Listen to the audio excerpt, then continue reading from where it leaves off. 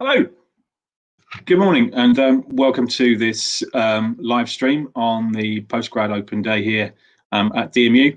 My name's Darren Marks. I'm one of the student finance team here at DMU, and today I'm going to take you through some of the key points about postgraduate student funding. So we'll be focusing on the postgraduate master's loan and also talking just a little bit around other types of funding that you might be able to get, and also some bits and bobs around scholarships as well. Just a few things on those going forward. So welcome. I'm glad to hear that you're considering postgraduate study here at DMU, and I look forward to trying to help you understand what is quite a complicated area.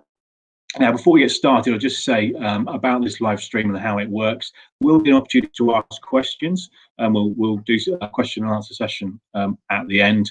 And if you want to make any comments or pass any comments so far, or ask questions, then put them in the comment box. And Amber, who's my colleague who's working in the background, will keep an eye on those and make sure that we get them covered either during the live stream or by pointing you in the right direction for answers from somewhere else. Okay, so that's kind of what we're going to be doing.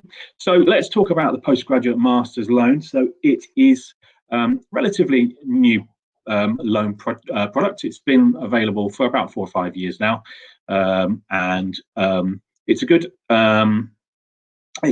loan because it helps obviously students to study at postgraduate level where before they probably wouldn't have been able to do so. So let's talk about how it works. And when I'm talking about this, what I'm going to do is going to tell you where there are similarities and where there are differences between the postgraduate loan and some of the funding you may have had as an undergraduate student. So let's start first talking about, just to introduce it, talk very generally about this.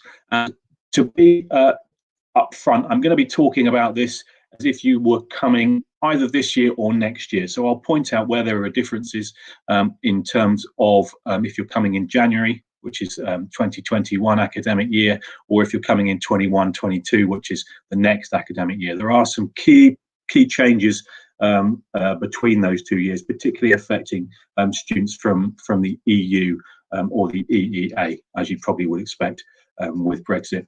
The transition period about to end. There are some changes, but I will point those out when we come to it. So the postgraduate master's loan, it's a loan which is paid to students, obviously, for postgraduate master's level study. You're coming in this academic year, loan you can get is £11,222. If you're coming in the next academic year, which will be 21-22, the amount is slightly increased. That's 11,570. So a couple of £100 difference there to reflect the changes in costs between this year and next year. It's paid in 3 equal instalments, and this is where there is a difference between undergraduate and full-time postgraduate funding. So it's paid directly to the student. So the full amount that you want to take, and you can take up to the maximum amount or less than that. You don't have to take, there's no obligation for you to take the full amount. It's paid directly to the student, and it's just one loan. It's a maintenance loan, and it's paid to you to decide what to do with it yourself. So most students will obviously use it to pay their tuition fees and also to support themselves in whatever way, but it's paid directly to you. So if you do have tuition fees to pay, you'll need to make an arrangement directly with the university to pay those tuition fees. That's a key difference, because when you were an undergraduate, there were 2 types of loans: maintenance loan and tuition fee loan, and the tuition fee loan would have been paid directly to the university. For postgrad, it doesn't happen at all. It gets paid directly to you, and you need to make that arrangement yourself to pay that to the university. So that's a big difference, and some students aren't aware of that going into it. So I said you can adjust the loan, so you don't have to take the full amount. If you just decide you want to take enough to cover your tuition fees and that will be enough for you, absolutely fine, not a problem at all. And you can adjust it later on if you decide that actually I do need a little bit more. I could adjust it a bit upwards. That's absolutely fine. You can do that, no problem at all. It's paid in 3 instalments, so you'd always get 3 instalments, however much you want to borrow. And there are rules which we do need to mention around previous study. So if you have already got a master's degree or maybe a PhD or something like that, and you're coming back to do another master's course, then you won't be able to get the postgraduate master's loan. And that's because you will have an existing level qualification which is the same or higher than the course that you now want to follow. So they won't pay you a master's loan for that. And the other thing that is a difference as well between undergrad and full-time, or undergrad and postgrad funding, is the fees, of course. Most of the undergraduate fees, if you're doing an honours degree, are $9,250. With the postgrad fees, there's a really quite a broad range of fees, depending on what course you're doing, what faculty you're in. Some of the business courses have fees which are, £10,000 or more. Some of the arts courses less so, more down near the 5,000 sort of mark. So you can see there's a big discrepancy between those fees, which doesn't happen with undergraduate. So it's something to bear in mind when you're planning for your finances for your. So let's move on now. We'll move on to look at some eligibility, some personal eligibility criteria.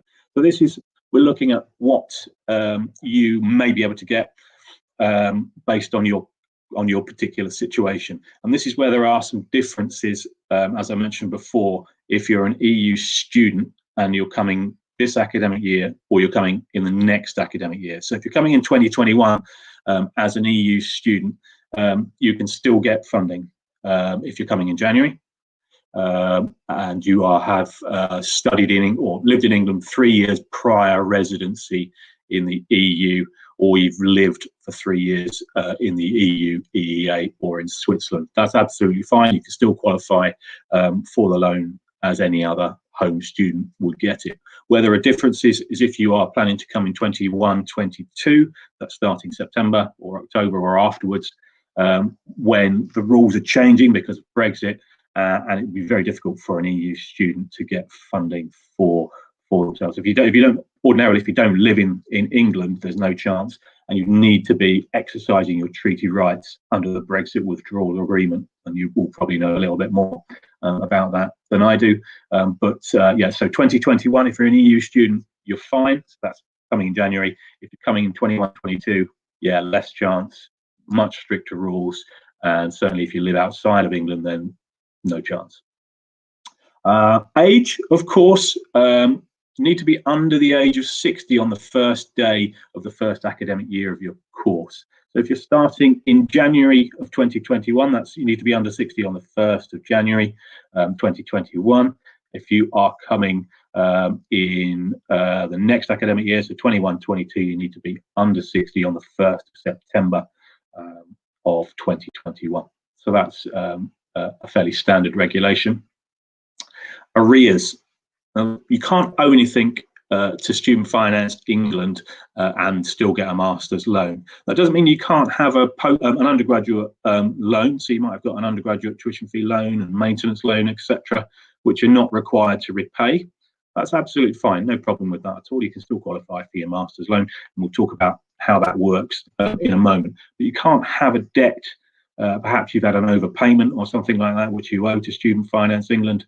They're not going to let you have a master's loan if you have an outstanding debt to them that you have not been paid when you've been asked to do so. But most students, they've got an outstanding loan, haven't started to repay it for whatever reason, absolutely fine, not a problem whatsoever. And also, you're not allowed to get a social work bursary or any NHS funding and still get the postgraduate master's loan. So we have a few of our social work students who qualify for a social work bursary. So if you are intending on studying for a social work bursary or studying for a social work master's degree and you do get a bursary, then you can't then also get the postgraduate master's loan. It's regarded as double funding, you'd be treated in a way which is preferential, I think, if you've got two government funding sources rather than one, which is what everyone else gets. So that's the personal eligibility. So coming broadly, let's say Main difference is EU students, if you're coming 21, 22, yeah, problematic, don't get any of this funding at all. If you're coming in January 2021, then you should be fine, as long as you meet the standard criteria. So let's move on now to look at course eligibility. So we're talking now, and this is again where there's a key difference between undergraduate and postgraduate funding. Obviously, undergraduate funding, if you're doing a master, an honours degree, most courses, virtually every single course that we run is eligible for funding. With postgraduate, not quite the same, because there are some rules and regulations around what course can get funding. First thing to think about is course type. It has to be a master's level course. So we offer some courses which are diploma or postgraduate certificate level. Graduate diploma in law, I think, is one of those. Those are on the legal practice course, the standalone legal practice course as well, not eligible for funding. Has to be the master's level course that you're enrolling on from the start and you're intending to complete to receive that master's award. So that's an important one. If you're doing the legal practice course, there is still a way of doing that, because you can do the master's with legal practice, and you'll be funded for that. So you've got to be doing 180 credits as well. That's the standard for a master's course. We offer a few courses where you can top up to 180 credits and top up to master's level from a previous award. Maybe you've already got a postgraduate certificate or postgrad diploma, and you only need to do another 120 or another 60 to get up to your master's level. That's not eligible for funding. You need to be doing 180 credits. You can't be topping up. On a positive side, it can be full-time, you can be part-time, you can be distance learning. There's no differentiation between those modes of study, so you can do any of those. And the other thing we need to think about is course length as well. Not all courses are eligible. So most courses are full-time for 1 year, absolutely fine. They're no problem at all. Part-time over 2 years, that's fine as well. If it's a 1 year full-time equivalent and the part-time course is 2 years, absolutely fine, no problem at all, and they qualify for funding. There are some issues around those part-time 2 year courses. Some of our courses 2 years, they're 2 to 6 years, which means they don't have so they're not eligible for funding. So it's worthwhile checking in the with the faculty, and also, or with admissions rather, and in the prospectus, how long the course lasts. If it's listed for 2 to 6 years, not eligible for funding. If it's 2 years full-time or 2 years part-time fixed, then it's fine and eligible for funding. Part-time courses can be also 3 or 4 academic years long if they either have a 2 year full-time equivalent, or you can have a 3 year part-time course which has no full-time equivalent. So if there's no full-time version of the course, a part-time course can last 3 years. We have a few of those listed. Also has to have a fixed end date as well. So as I just mentioned, can't be a flexible course that you can finish when you like.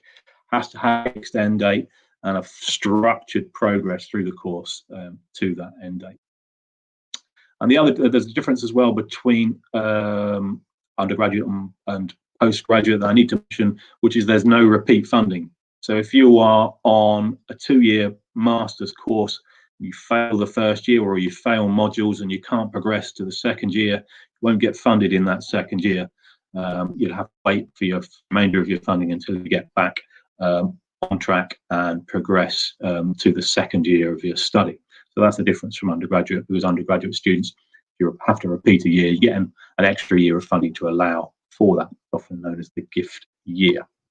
So that covers the course eligibility. Let's move on to talk about repayments. We've talked about how much you might get, but we can talk now about repayments. It does have to be repaid, unfortunately. Everything we talk about really around student finance these days has to be repaid. And the postgraduate master's loan isn't any different than that, I'm afraid. And again, there are some differences with the undergraduate loans that you may already have. So in the same way, the repayment process starts in April after you've either finished or left your course. And it's linked to your salary as well. So any repayments that are required from you to Student Finance England will come automatically through your company, whoever you're working for, and it will be deducted directly from your monthly or weekly salary, however you are paid. And the amount that you will repay as well is slightly different to undergraduate. So the actual threshold is lower. You're paying, if you're earning £21,000 or more, then you will start into the repayment process. For undergraduates, it's higher than that. It's about 25,570, something like that. And the way this works in effect is that you will start to repay your postgraduate loan before you start to repay your undergraduate loan if your earnings are less than the undergraduate limit. The good news is that you're actually paying less to repay your postgraduate loan, because you're only paying a 6% of your earnings above that £21,000 figure. So that's less than the undergraduate. Undergraduate will pay 9% of their salary above the threshold. Interest, of course, yeah, you're charged interest, I'm afraid, and it's chargeable from the point the first payment is made. It is a total, I think it's 5.4%. That's overall. So that's the way they work it out, is the retail price index, current one, plus 3%. That will, it's 5.4%, I think, and that will stay in place until the 31st of August 2021, when they'll review it and change it based on the figures for this or for the year just past. It's not recorded on your credit score, so it shouldn't have any impact on your ability to take credit-based products in the future. So credit cards, loans, mortgages, etc., shouldn't have any impact on that, the fact that you have a student loan, unless, of course, you owe Student Finance England money, in which case, yeah, might do, and not unreasonably so. The loan belongs to the student as well, so it's yours and your own, and it's not. If it's not repaid after 30 years, then it gets written off. Something to look forward to. My undergraduate loan's just been written off in the last few months when I turned 50. So yeah, great day. Let's talk now about the application process. Good news about this postgraduate loan is that it is relatively straightforward process to apply for. Much simpler than the undergraduate process, and the reason for that is that the graduate loan isn't income based, so it's not means tested, so there's no requirement for you to supply parents' income details or husband, partners, wives, etc. Don't need to supply that information. If you're entitled to the loan, then you can take the maximum amount. Nothing that you need to supply about income or pay slips or P60s or anything like that. Doesn't happen, and that makes the process a lot quicker. It's an appliance product as well, and what that means is if you are doing your course longer than 1 year, so 2 years, 3 years, or whatever, you only need to apply once for the product, and you can apply in any year of study if you're studying for more than 1 year. It's probably a good point to bring this up as well, is that if you're coming in January of this year, it's a good idea to check how long the course will last, because some of the courses that start in January are standard 12 months, so they will last 12 months, and you'll get paid your student funding for 12 in 3 installments over that 12-month period. But some of our January courses are 16 or 18 months long, in which case you will get paid for 2 years your student funding, or over 16 or 18 months. So you'll get half of it in the first 12 months, and then the remainder of your student loan over the remaining period of your study. So if you're doing an 18-month course, you get 3 payments over 6 months in your second year. So it's worthwhile looking and seeing how long the actual duration of your course is, and when the registration will start and when it will end. So as I say, you can apply in any year of study if you are studying for longer than 1 year. If you are you're not normally living in England, so if you're from Student Finance Wales, Student Finance Northern Ireland, or the Student Awards Agency for Scotland, I think it's called. So there are different postgraduate products. So what we're talking about has really only just been covered by for those people that live in England. If you're from Wales, there's a very similar product, a little bit more generous rather, and is also means tested. Northern Ireland, very, very different loan product. It will only pay tuition fees up to a certain level. It's around about £5,500, I think. And Scotland, different entirely. So best bet, if you are normally resident in those countries, and those are the countries you would apply for your student funding, is to check their websites for up-to-date information on the funding that will be available to you. The Student Finance helpline is good for Student Finance England. You can give them a call anytime. The number is available. There, it comes up on the screen there. Look at that. Automatic. Amber is doing really good. So that's the number. You can phone them for advice and guidance. Our own number, our own Student Finance and Welfare team are also very good and can help in a number of ways with advice and guidance around postgraduate loans. So you might find that your course isn't listed when you try to make your application, or you don't really understand how it works, or just generally just want some advice and guidance about the application process or anything related to it. Then you can call us or email us as well. The information there coming up as if by magic at the bottom of the screen. It's all going very well. So that's how it is. The application cycle opens later than undergraduate funding, so it will open kind of end of May sort of time. So that's when you'll be able to submit your application for postgrad funding. That's if you're coming in January of 21, so this academic year, you can apply already. So the application cycle I'm talking about will open if you're for 21-22 in May. But if you're coming in January now, get your application in now. That's perfectly fine. It's available to you, and you do it via your standard Student Finance England login. If you've had a login for a customer reference number from undergraduate study, use exactly the same account details, etc., etc. Log yourself in, submit your application. It's very, very quick compared to undergraduate, even at their busy times. So I would anticipate that once you've submitted the application, it will go through to approval stage, hopefully in around 2 weeks. Not always. Sometimes there are problems, of course, but the vast majority of students will go through that whole process in a couple of weeks. Much more straightforward.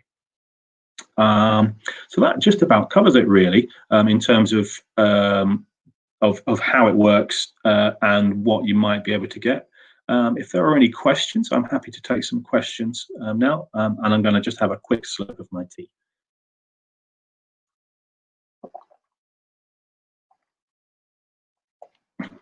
Oh, okay, we've got a question.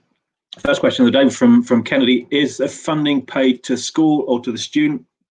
Yeah, so good question. Paid. The money is all paid directly to the student. So it will be paid in 3 installments, and once you've received that payment, then it's up to you to make sure that you have an arrangement with DMU to pay your tuition fees direct. There's a number of payment plans that you can do. I believe you can set it up so it's termly, or you can also set it up so that you pay like a monthly amount. But obviously, it's probably better. Termly is probably better to reflect the way that your student funding will work. Yeah, so pay to student, and that's, as I mentioned before, different to undergraduate when the university receives some of that money. It doesn't happen with postgrad. All comes to you, all down to you to sort out. Do we have another question, Amber? Oh, yeah, good question. Can I get a postgraduate master's loan if I already have a master's degree? Short answer to that one is no. There are regulations in place. It's called the equivalent level qualification regulations. So if you already have a master's, you can't go on and get another.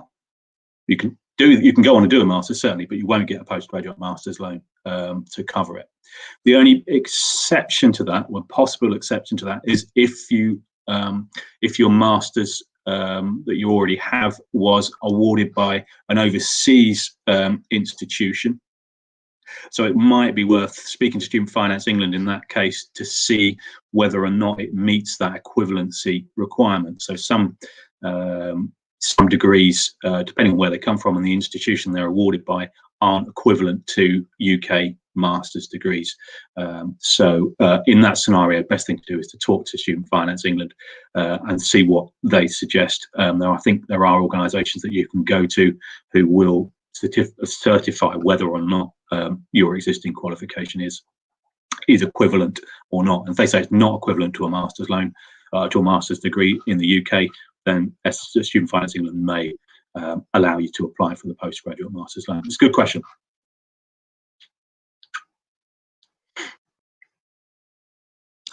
Doing PG dip, can I get a postgraduate master's loan? Short answer to that one is no. You have to be doing a master's. If you're in England, you have to be doing a master's in order to qualify for the postgraduate master's loan. PG dip isn't sufficient, I'm afraid, so you won't get funded for it. If you live in Northern Ireland and you apply to Student Finance Northern Ireland, then it is possible, because their regulations are slightly different. They have a tuition fee loan for master's courses, and postgraduate diploma is covered. But ordinarily, certainly for Student Finance England, the answer is no on that one, I'm afraid. Question from Irvin. I'm on a final year undergraduate. Can I apply for the loan for the master's studies starting in September 2021? Yes, you'll be able to apply for it in May, end of May sort of time. Certainly by late May, that's when the application cycle will open for September starts. September, so it's 21-22, that academic year. And yeah, so you'll be able to make your application then. To say, if people watching are hoping to come in January of next year, so January 21, so a couple of months' time, you can make your application now. But for students who want to come in September 2021, then the application cycle will open mid-May sort of time. It varies every year, kind of a little bit forward, a little bit back each year. But yeah, mid-May is probably the best guide. Do part-time students get the same amount of loan funding? Good question. And the answer is yes, they do. So there's no difference. So everybody is entitled to the same amount of funding. So that's a slight difference to undergraduate funding, where there is a difference. But for postgraduate, you'll get the same amount of money overall, but it will be stretched over the length of your course. So if you're a full-time student, you'll get 3 installments over 12 months. If you're a part-time student, you'll get a number of installments over the course of your loan. So if you're doing a 2-year course, you'll get 6 installments, 3-year course, 9 installments, etc., etc. But overall, the answer to your question is yes, you do get the same amount of money. Can I get a postgrad loan if I'm distance learning? Yeah, no differentiation there between the modes of study. As long as your course is eligible and you're personally eligible, then yeah, distance learning is not a problem. And it's the same as the previous question, really. There's no difference in the amount of money that you can get. You can get the full amount. As long as the course is eligible and you're personally eligible, then you can get a postgrad loan if you're distance learning. We do have quite a number of distance learning courses that do qualify. I want to do MA social work. Can I get a postgraduate master's loan? This is actually quite a complicated question. I kind of touched on this earlier. With the MA social work, it is possible to get a social work bursary on this course. If you get a social work bursary, you can't also get a postgraduate master's loan. However, having said that, not everybody who's on the social work course can get the social work bursary, because they only have a limited number of bursaries available. So what you'd need to do, still apply for the social work bursary, and if you don't get it, then you can then get a postgraduate master's loan. So we'll only pay you or release the payment for the postgraduate master's loan if we can see that you've applied for the social work and also have been rejected from it, because either if you don't qualify or there aren't enough to go around. I think we're going to have one more question to finish off with. Can I apply for a postgrad loan if I already have an undergraduate loan? Yeah, absolutely. Not a problem at all. Vast majority of the students will have an undergraduate loan as well. As I say, has no impact at all really on the postgraduate loan process. Still use the same login when you're doing it. It's all done on the same account. But if you haven't previously applied for an undergraduate loan, you can just set the account up directly with the government website and apply it. But yeah, no problem at all if you've got an undergraduate loan. Students will have. Okay. Well, thanks very much for tuning in and listening to us. As I say, our team is there for you if you have any queries or you need any advice and guidance about the postgrad application process or anything else around student funding. We're here for all of those things, but we're here for throughout your time at DMU. So, you know, our team is very experienced, has great knowledge of student finance, but we also have team members that deal with some other things as well, such as our support fund, which is for students who have particular financial circumstances that need help and guidance on debt management, all those sorts of things. Anything relating to finances, student finances, anything like that at all, get in contact with our team and we're happy to help. That's what we're there for. That's our job. And that's it. So thanks very much. I look forward to seeing you at DMU in January or maybe in next September. Thanks very much.